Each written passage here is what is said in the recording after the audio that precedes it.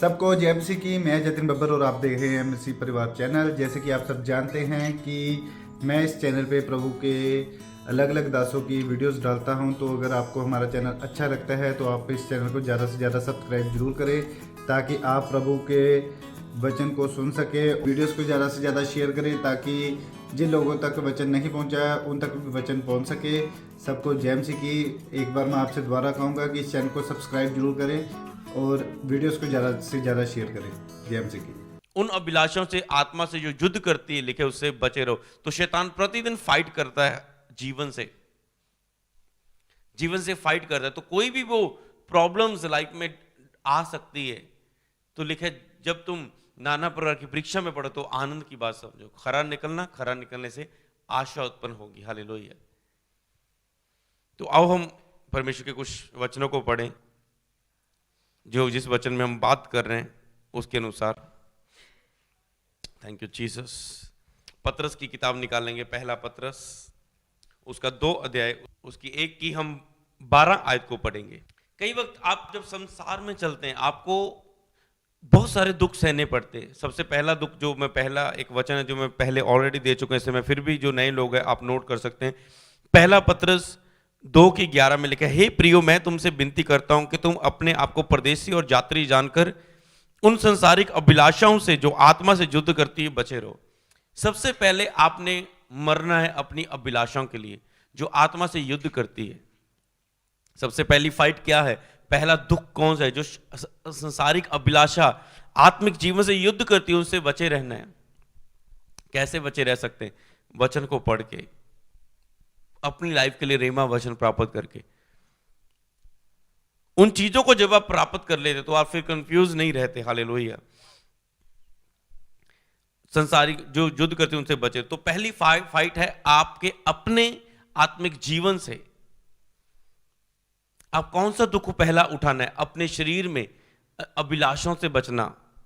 दूसरा है जब आप संसार में रहते हैं, जैसे धर्मी के दुख के विषय में भी हम बात कर रहे हैं। धर्मी के ऊपर बहुत सारे दुख आते हैं, परंतु परमेश्वर यहोवा उन सब दुखों से उन्हें निकालता है। हालेलुया।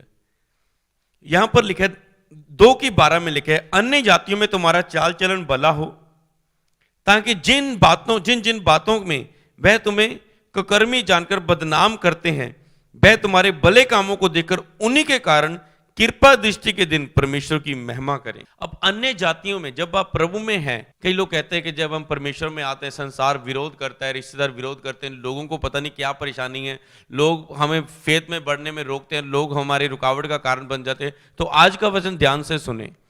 अगर लोग आपकी लाइफ में आपके आनंद चुराने का कारण है, आपके खुशी चुराने का कारण है, आपके लाइफ फेथ को चुराने का कारण है, आपके प्रेयर लाइफ रुकने का कारण है, आपके फेथ कमजोर होने का कारण है, आपके पाप गिरने का कारण है, तो आपको लोगों के बीच में कैसे चलना है?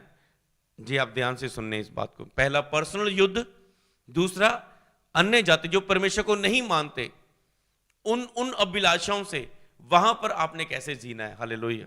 अन्य जातियों तुम्हारा चाल चलन भला हो, ताकि जिन जिन कामों के कारण वे तुम्हें बदनाम करते हैं कुकर्मी जानकर। सबसे पहले उन लोगों के बीच में आपका नंबर 1 चाल चलन भला होना चाहिए, ताकि जो जिन कामों के कारण आपको वो बदनाम करते हैं, जे तो नशेड़ी है, जे तो जुआ खेलता है, जे तो तंबाकू खाता है, जे तो गाली निकालता है, जे तो व्यभिचार करता है, जे तो लोगों के पैसे लूटता है, जे लोगों की चुगली करता है, जे बंदा सही नहीं है, इसका चरित्र सही नहीं है, इसका करैक्टर सही नहीं, इसका रिकॉर्ड सही नहीं है। ताकि जिन जिन कामों के कारण वो तुझे बदनाम करते हैं, वह तुम्हारे भले कामों को देखकर उन्हीं के कारण कृपा दृष्टि के दिन परमेश्वर की महिमा करे। फिर वही कामों के कारण कि ये व्यक्ति तो ऐसा था, अब परमेश्वर की कृपा दृष्टि हुई आपके ऊपर दया हुई। जब आप अन्य जातियों में अपना चाल चलन भला करेंगे तो वो एक दिन आपको बहुत बढ़ाएगा, आपको ब्लेस करेगा। देखा, अन्य जातियों में तुम्हारा चाल चलन भला हो। फिर जो भले चाल चलन के द्वारा परमेश्वर, क्योंकि आपका करैक्टर आपकी प्रोफेसी है, आपकी भविष्यवाणी है, आपकी ब्लेसिंग है। जब आप रूथ के करैक्टर को देखते हैं, परमेश्वर ने उसे ब्लेस किया, बेस्ट हस्बैंड के साथ ब्लेस किया, तो इसीलिए करैक्टर आपको आशीष देता है। तो जब अन्य जाति में आप गुड करैक्टर चलते हैं और प्रभु के नाम को महिमा देते हैं, तो परमेश्वर की आपके ऊपर कृपा दृष्टि करता है। इस बात के कारण कि आपने उसके वचन को आदर दिया संसार में, उसके वचन पर चले, तो आपके ऊपर वो कृपा दृष्टि करता है, आपकी लाइफ में कोई ब्लेसिंग, आशीष, कोई मिरेकल्स करता है, जिस कृपा दृष्टि के कारण वो परमेश्वर की महिमा करें। फिर वो परमेश्वर की महिमा करते हैं उन्हीं चीजों के कारण। हालेलुया।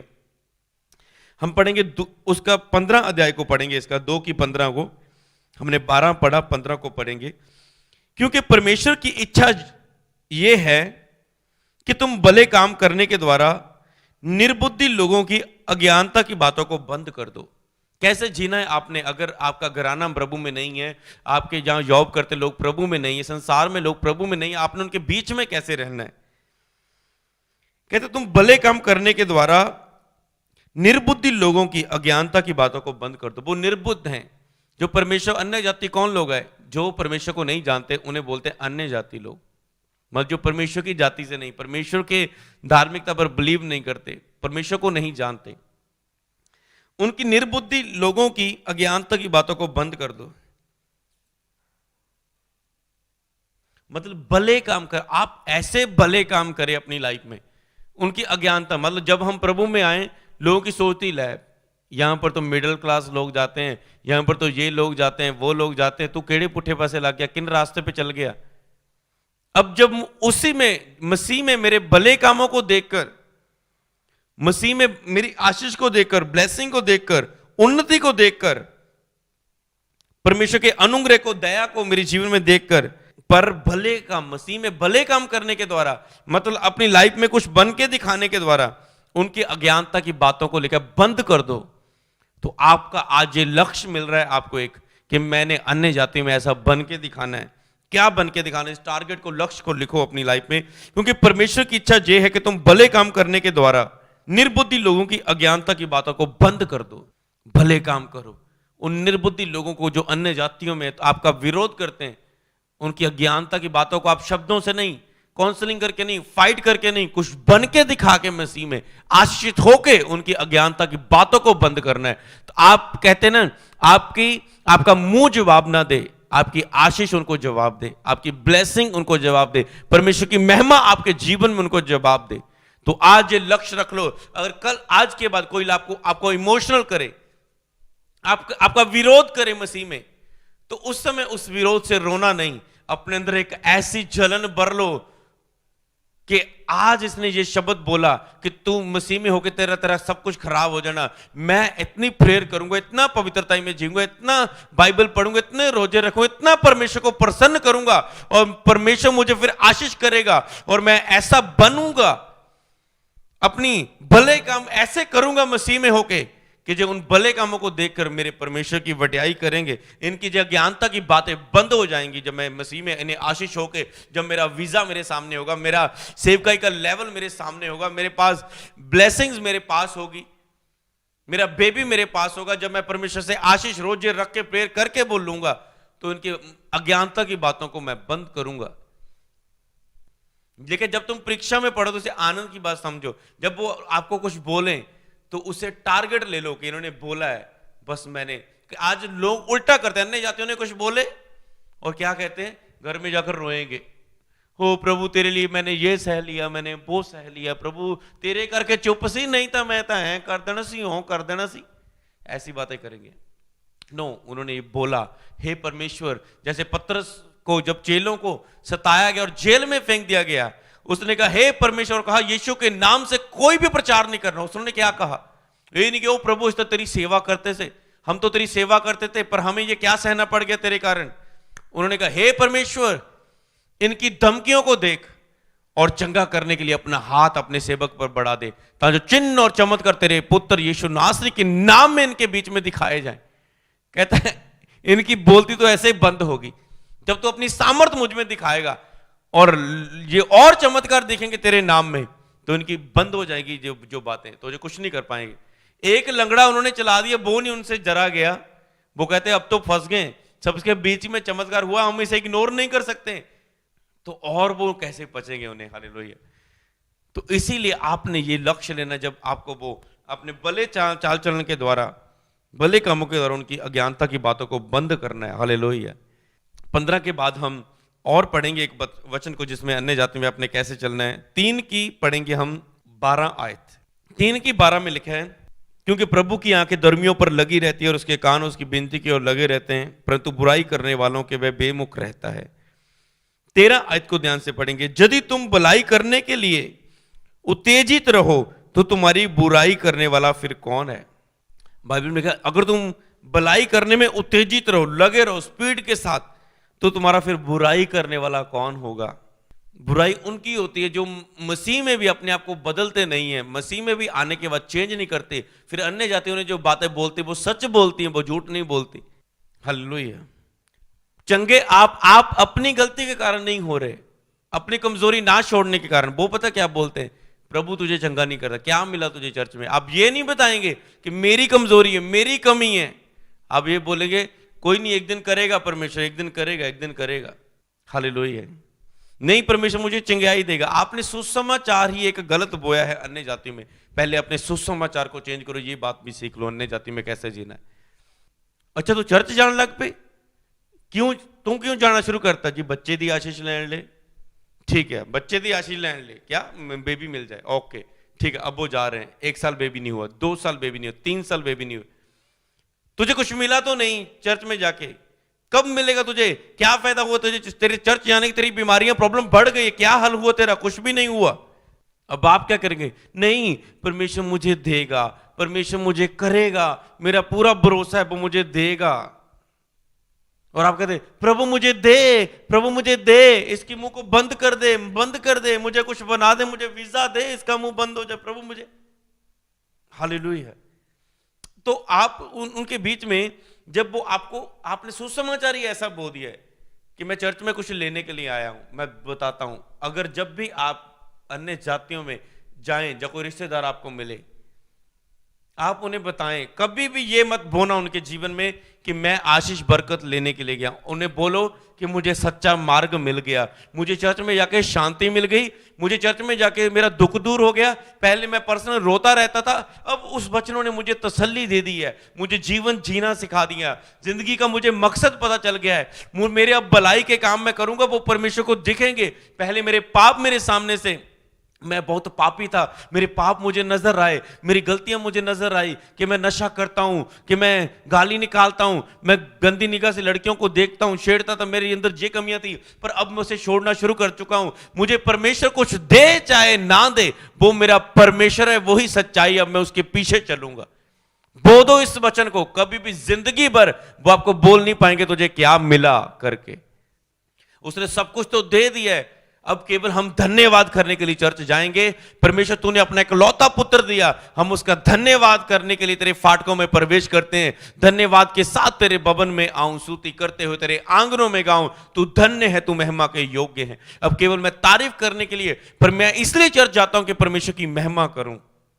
अगर आज मैं कोई प्रेयर नहीं कर रहा हूं, वचन नहीं पढ़ रहा, चर्च नहीं जा रहा हूं, तो किस मुंह से कल मैं मांगूंगा? हमें परमेश्वर के पास मांगने के लिए नहीं जाना चाहिए, हमें उसका धन्यवाद करने के लिए जाना चाहिए जो उसने हमारे लिए किया है।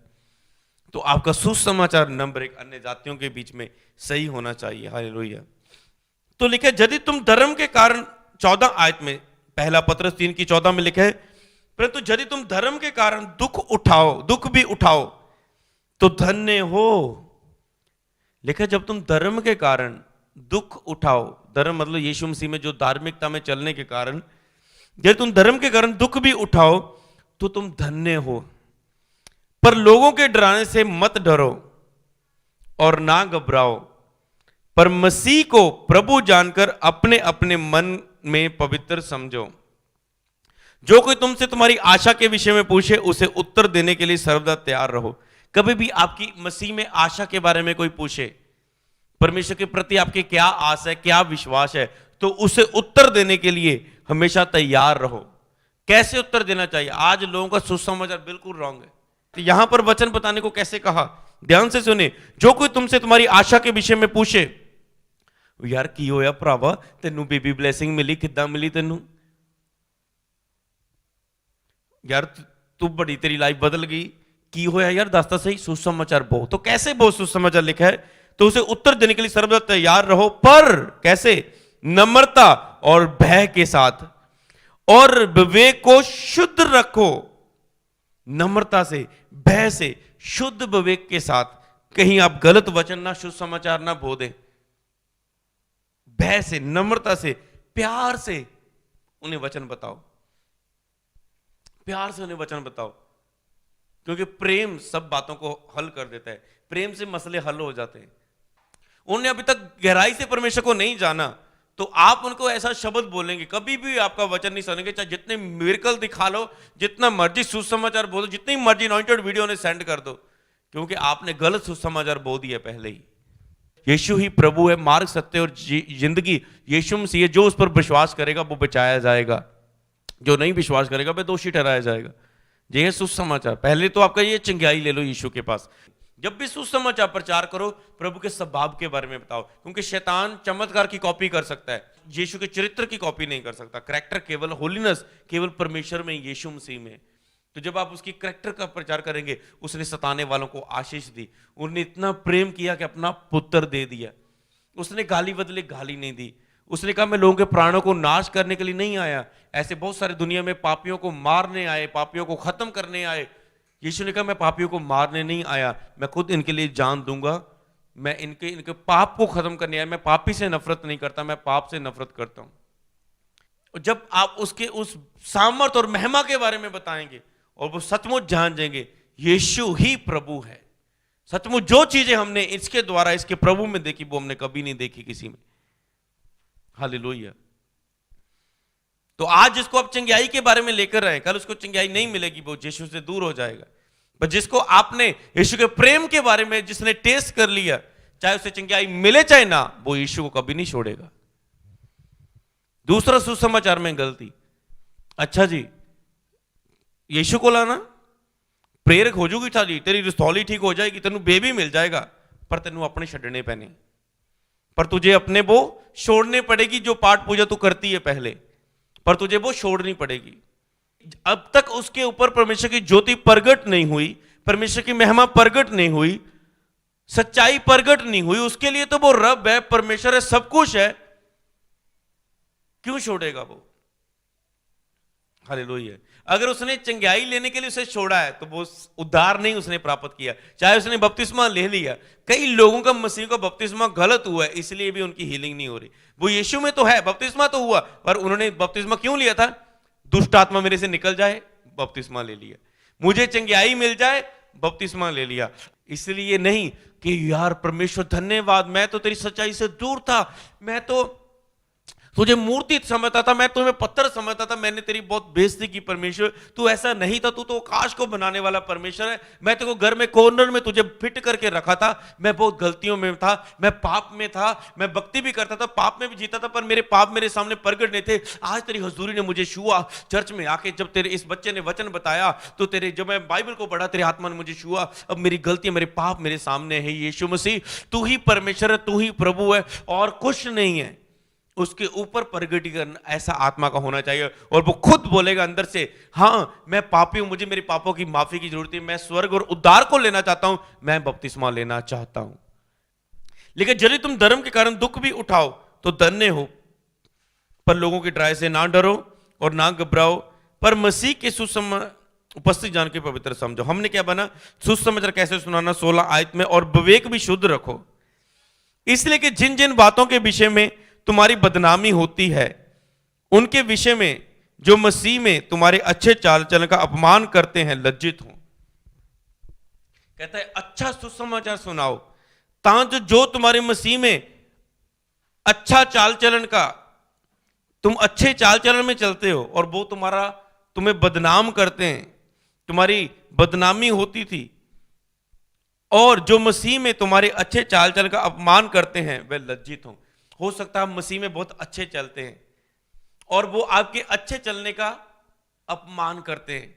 आप मसीह में खराई से चलते हैं, प्रेयर करते हैं, बाइबल पढ़ते हैं, रोजे रखते हैं, और लोग आपका अपमान करते हैं, आपको दुखी देते हैं। वहां पर क्या लिखा है? वो लोग लज्जित हों। प्रभु उनको जवाब देगा, प्रभु उनको समझाएगा, प्रभु उनको सीधा करेगा। पर अगर आप परमेश्वर के साथ शुद्ध विवेक से वफादार है, हालेलुया। अय्यूब के ऊपर उसके भाई दोस्त बोलने लगे। सोचो जब कोई दुखी होता है ना, कौन उसका साथ देता है, अपने या दोस्त? सोचो अय्यूब दुखी हुआ, उसके ऊपर विपत्तियां आई, हालचाल पूछने के लिए दोस्त आए, अच्छा लगता है जब दोस्त तसल्ली दे। और दोस्तों ने तो क्या बोला, अरे तूने गलती की, तूने पाप किया, इसीलिए तुझ पर विपत्तियां आई, तू परमेश्वर के सामने खरा नहीं है, तूने विधवाओं को हक मारा, तूने अनाथों की सुधि नहीं ली, तूने तूने तूने गलत तरीके से धन बटोरा, तूने ये किया, ऐसे ऐसे इल्जाम लगा रहे थे उसके ऊपर। पर अयूब जानता था मैं कैसी चाल चलता हूं, जब मुझे परख लेगा सोने के नहीं निकलूंगा। परमेश्वर साइलेंट था उसके जीवन में एक टाइम। हो सकता है प्रभु आपकी लाइफ में भी साइलेंट हो सकता है। कई बार जब लोग दुखी होते हैं वो सोचते हैं, हाय प्रभु मुझसे बात तो करे, प्रभु मुझसे बात तो करे, प्रभु मुझे बताए तो सही ये दुख क्यों है, मुझे पता तो चल जाए मुझे क्या करना होगा। हो सकता है आज प्रभु आपको बात नहीं करे, जैसे मैंने आज वचन शुरू किया कि आपको आवाज लेनी है कि जी परिस्थिति में परमेश्वर की क्या मर्जी है।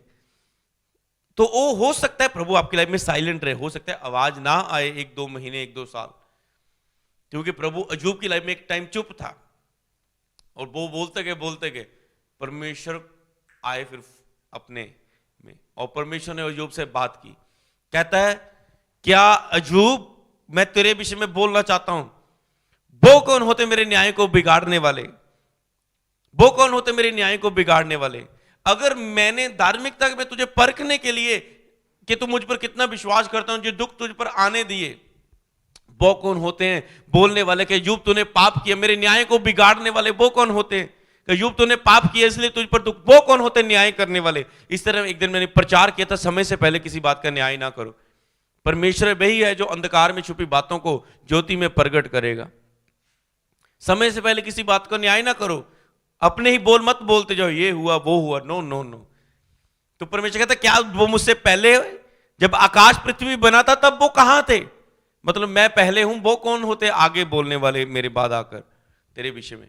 अब उनके वो बीमार हुए, उनके ऊपर श्राप आए, बीमारियां आई, और उसने कहा अयूब प्रार्थना करेगा तो ही इनकी बीमारियां जाएगी।